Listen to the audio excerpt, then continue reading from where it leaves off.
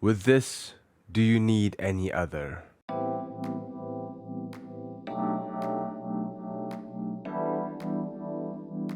Hello and thank you for clicking on this video where I'll be sharing my experience on iFi Audio's dongle.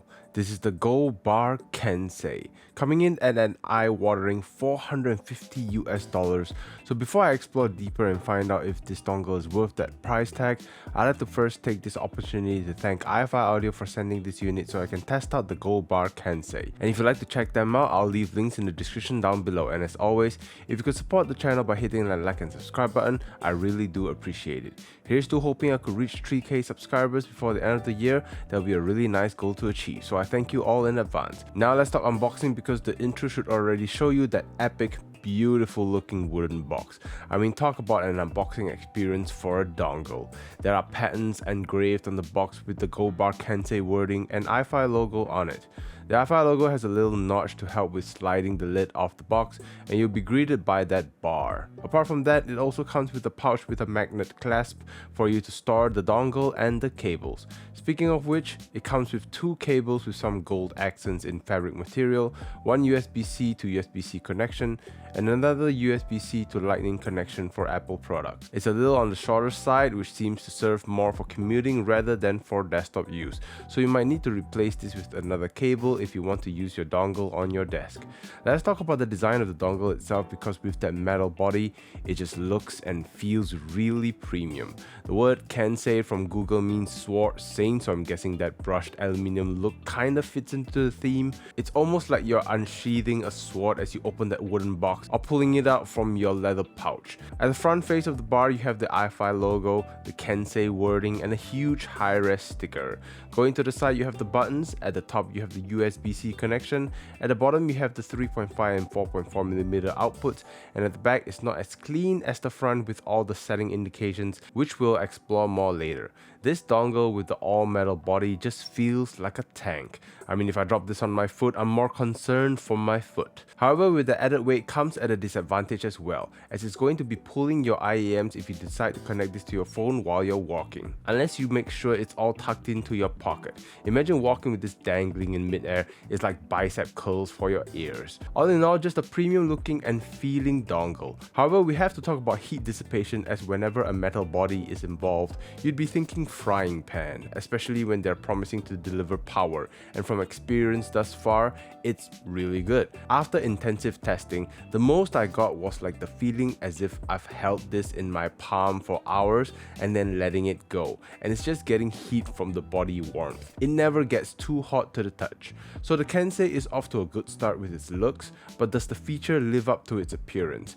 It supports up to 384 kHz PCM, it has DSD, DXD, MQA, it has balanced outputs for 4.4 and iFi Audio's own balanced feature for the 3.5mm single-ended output, K2 HD feature, gain mode, built-in digital filters, my favorite feature from iFi Audio products, which is the XBass and XSpace feature on a dongle. Basically, it comes with a chock full of features, but in the form of a dongle. So with so many features, let's run through the button controls and how to activate all these features. So on one side, you have all the buttons. You've got the setting button, the plus and minus for volume control, and the toggle switch for 4.4, 3.5, and IEM match. So if you press the setting button once, you'll be toggling between turning on XBass plus, XSpace, or both. However, it's a cycle, so if you want to turn this feature off, you'd have to go through the motion of XBass turned on, then XSpace, then both, and then it'll be off. Similar to their other devices, you'll be able to see your supported sampling rate depending on what your setting is.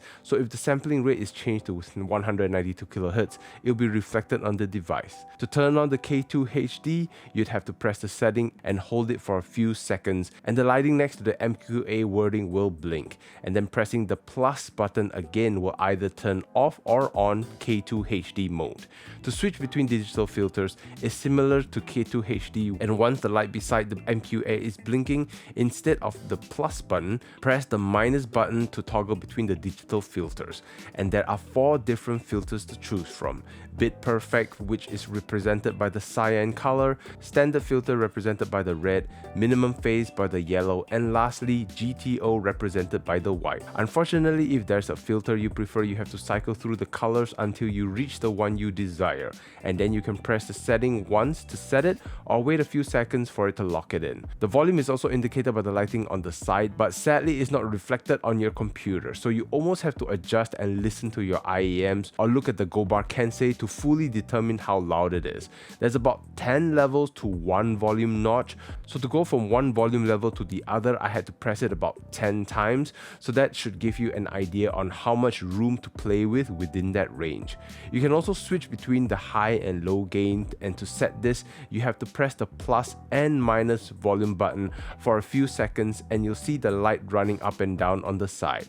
If it goes up all the way to 6 lights from the K2 HD wording, then it's on high gain mode, but if it only has 2 lights, which will be beside the K2 HD and DSD wording, then that means it's on low gain mode. It is going to take a while to get used to the button controls to activate some of the features, but once you're set on something, I don't think you'll be changing it much. So rather than talking about how the dongle sounds, I thought I'd bring up other devices for comparison and share with you my experience on the difference I personally heard during my testing. So my current go-to dongle to use would be the Fiio KA13, and it costs about 5 times less than the iFi gobar Kensei.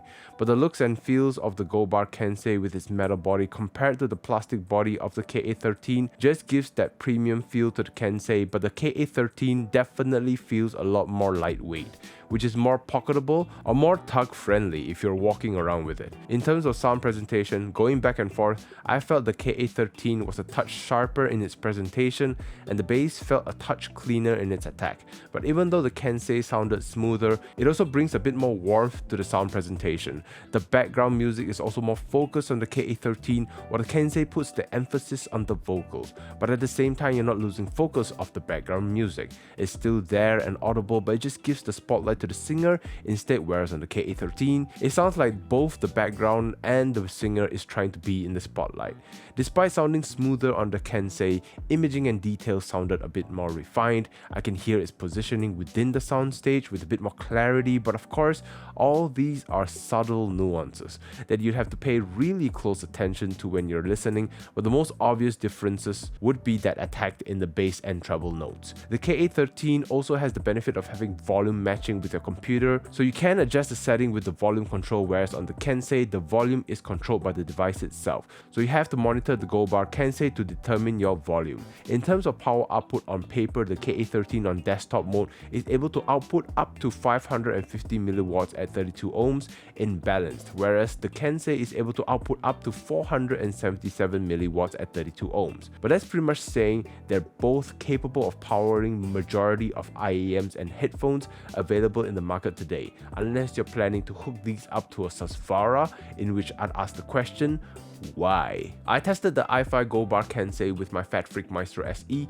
which is a very power hungry IEM, and on the IEM match setting on low gain, I'm in between level 4 and 5 for volume, and it is more than enough to power my Maestro SE. And I'm able to power the Sennheiser HD6XX, but I'm on high gain from the 3.5mm termination and at max volume. Oh, imagine the sound I'm getting from the HD6XX with XSpace and XBass turned on. Oh, it's simply delightful. So then the question would come to mind as to why would you want to invest on a Kensei if there's an affordable option with something like the KA13? And I feel the answer lies within its features of the Kensei. Yes, there is an option to have some filters on the KA13, but that's only through the Fiio app and connected to supported Android devices. However, on the Kensei, it's all built into the device itself, so you can use it anywhere else. Again, only if you're able to benefit from hearing the differences from the filters on the gobar Kensei. The biggest feature and the thing that sets the gobar Kensei apart from the Fiio KA13 or any other dongles for that matter would be that XBass Plus and XSpace feature. So let's dive deeper into that. So the XBass Plus and XSpace is a feature that's available on a lot of iFi audio devices such as their Zen series DAC and amplifiers, and there's varying levels of bass implementation implementation. So on the gobar Kensei, turning on the XBass Plus, you get a bit more of that slam and impact, a bit more fullness to the notes. It's very controlled and it just gives a bit more than what's already there, so it won't simply turn your IEMs with a balanced sounding signature into a Fat Freak Maestro Mini, but it'll give the presentation a touch more body, which is something I really enjoyed, especially pairing it against something like the The Auto Monarch Mark III. The XBass feature is pretty similar, in which they push the vocals back a little bit and raise the upper regions of the frequencies so things sound a touch sharper, details sound like they're punching through, and trumpets have that bite and attack to their notes. It's always a feature I typically use for forward sounding IEMs to give it a bit of space, pun intended, but it's not a feature I typically turn on. You can toggle both the XBass and XSpace on just to have the treble counter the amount of bass that's been added, and it's definitely a feature that will benefit IEMs that have a smoother or leaner sounding presentation to give it a bit of body and attack to its sound. Honestly, with these options, it really opens up your possibilities depending on your mood on the day. So comparing against other DAC amps, bringing in my other go-to DAC amp, the Fosi Audio SK02.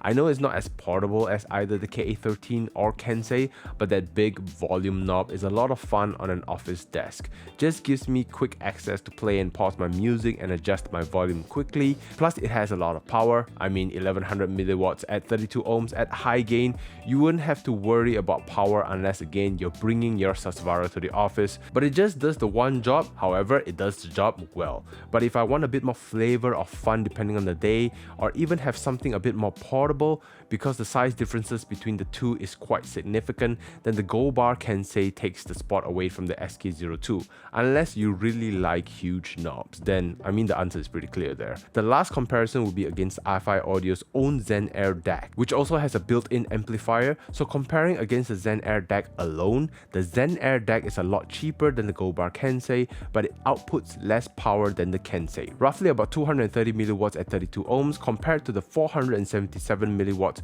on the gobar Kensei, and it has only XBass implementation for the Zen Air DAC, and it's one of the earliest iterations, and it's honestly too much for my liking, and the XBass Plus feature on the gobar Kensei is leaps and bounds better, at least for my personal taste. So if you want more power, then you'd have to pair the Zen Air DAC with something like the Zen Air Can to give it a lot more power than the gobar Kensei, and with the stack, it also gives you the benefit of having XBass and XSpace features. But then you lose on the portability and convenience side of things, as now you're carrying two things in this form factor rather than just one dongle. And you have to hook the Zen Air Can to a power source to get it powered, compared to a single USB-C for the gobar Kensei. So in summary, if you're solely looking for a portable dongle that can give you power and you're on a budget, the Fiio KA13 is still a very solid option for your consideration. However, if you're looking for something similar but can give you more options to play with, the iFi Audio gobar Kensei is the dongle to beat. But it does come at a price. But the idea that you have the features of an iFi Audio stack from their Zen series wrapped in a form factor of a dongle but still comes with power, that in itself has a value of its own, and it's definitely something worth considering. And having used the iFi Audio gobar Kensei for a while now, it has cemented itself as my daily travel companion. However, this is based on one man's experience, and I'm curious to know yours. Do you have the gobar Kensei, and what are your experiences like? Or what is your go-to dongle? Let me know in the comment section down below. And with that all said, thank you once again to iFi Audio for this opportunity, and to all of you for watching. Until the next video, take care and happy listening.